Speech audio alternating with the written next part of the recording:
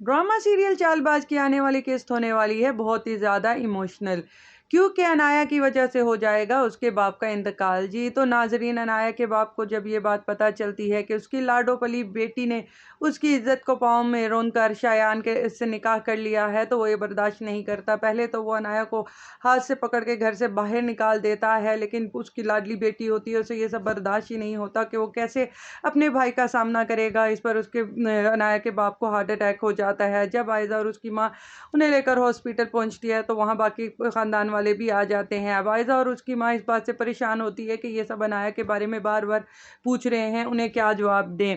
आयज़ा का ससुर उसे कहता है कि बेटा, अनाया का घर आना सही बात नहीं है। वो आशिर को कहता है जाओ और जाकर अनाया को ले आओ। आशिर अनाया को लेने जा ही रहा होता है कि रोहान कहता है भाई आप रुके, मैं लेके आता हूँ। जब रोहान अनाया को लेने जा रहा होता है, तो अनाया रास्ते में उसे मिल जाती है। इधर आयज़ा परेशान होती है और बार-बार रोहान को फ़ोन कर रही होती है, क्योंकि उसे बहुत डर होता है कि अगर रोहान को पता चल गया अनाया घर नहीं है, तो उसके साथ भी बहुत बुरा हो जाएगा। इधर जब सब परेशान बैठे हुए होते हैं और डॉक्टर बाहर आता है, तो डॉक्टर उन्हें बहुत बुरी खबर सुनाता है। वो कहता है कि हम आपके बाप को बचा नहीं पाए। ये खबर सुनकर तो जैसे आयज़ा और उसकी माँ के होश ही उड़ जाते हैं। इतने में अनाया भी वहाँ पहुँच जाती है और इस खबर के सुनते ही वो ज़ारों के तार रोने लग जाती है कि उसकी एक छोटी-सी गलती की वजह से उसके बाप का इंतकाल हो गया। लेकिन अब उससे भी बड़ी परेशानी की बात ये है कि जब आयज़ा के ससुराल वालों को ये बात पता चलेगी, तो उसकी वजह से आयज़ा का भी घर ख़राब हो जाएगा। अब आयज़ा और उसकी माँ अनाया को ये कहती हैं कि अपने मुँह को बंद ही रखो और अपनी सच्चाई को किसी के सामने मत बताओ, ताकि